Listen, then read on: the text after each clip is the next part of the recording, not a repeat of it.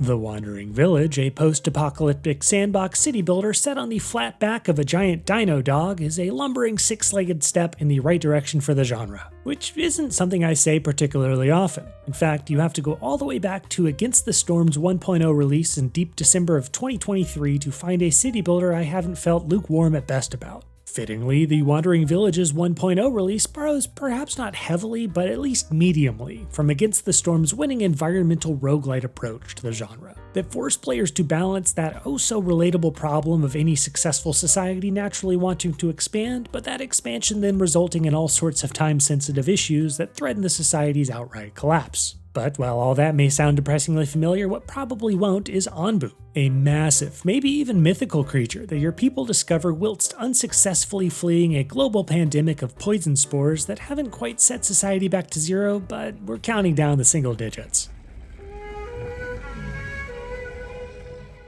After plopping down a few huts and run-of-the-mill resource-gathering nodes, your semi-automated workforce will get right to work harvesting rock, wood, clay, and other various goodies growing like barnacles on Onbu's back. Said resources then unlock the ability to research new buildings and technologies that then allow you to harvest even newer resources that unlock even more buildings. Running straight through the middle of this familiar gameplay dynamic is a light narrative that revolves around a mysterious antenna you uncover growing atop Onbu. Through it, you'll speak to a variety of quirky characters and help them in often silly ways, like rescuing a pigeon from a poison storm so that its owner will give you a special seed that may go on to save humanity, or whatever species these people are. But outside of a few poignant plot points, the Wandering Village's story mainly functions as an objective-driven assembly line that primarily exists to carry you through the game's robust research tree.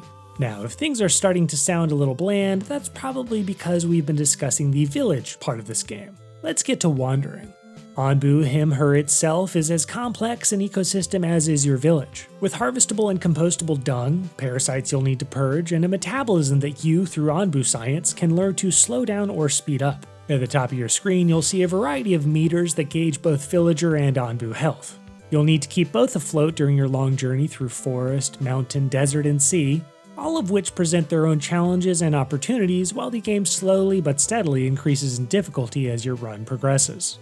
Well, walk might be more accurate until you build a hornblower tower, with which you'll be able to give Onbu direct commands to, for example, eat upon encountering healthy foods, run past the bad ones, sleep when he reaches a stretch of land not contaminated by poison spores, and travel in certain directions so as to both progress the plot and allow for your flying scavengers to get in range of explorable points of interest, some of which may end in branching choices.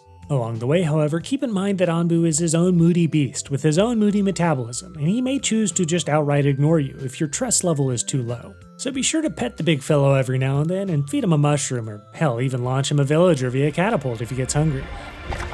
Though beware the sacrificial cult that may form from doing this too often, and have I mentioned that I really like this game? Which brings me to my verdict. Ultimately, The Wandering Village feels fresh to me in ways that recent city builders just haven't.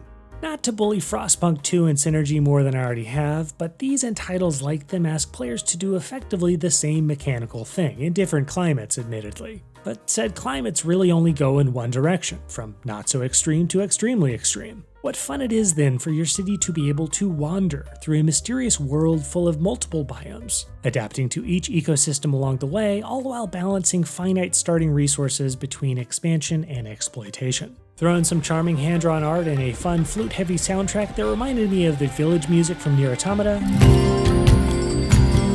and I'm ready to give the Wandering Village's 1.0 release a solid aggregate megascore of 3.42 out of 5. Until next time, this is Scope, and thanks for watching.